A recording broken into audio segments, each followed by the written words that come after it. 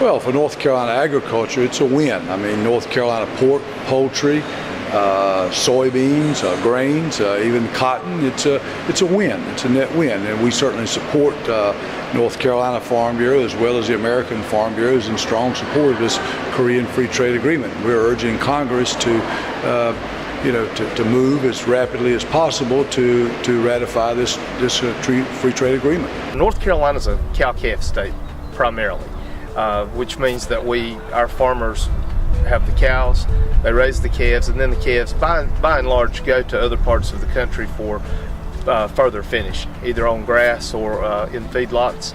And any kind of opening of foreign markets would increase the demand for cattle and therefore make our calves worth more and add prosperity to our cattle farmers here in the state.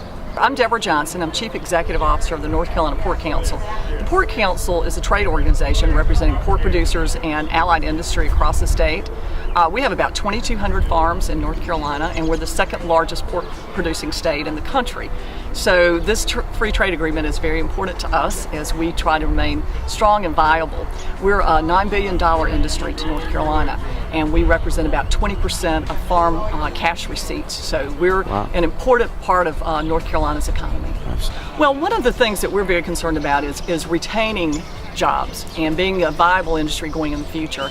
And according to Dr. Dermot Hayes of Iowa State University, who's an economist who's looked at this agreement, he says it means about 9,100 jobs in the country. So our portion of that as the second largest pork producing state, it's very important to us. Another thing that's very important about it is Dr. Hayes reports that it can mean about $10 per head per animal that we produce. So that's another thing to help keep us strong here in North Carolina. As our Secretary of Agriculture said, Tom Vilsack, and I have repeated constantly, the Korea Free Trade Agreement is good for U.S. agriculture. It is good for U.S. agriculture, it is good for our farmers and our ranchers and for rural America.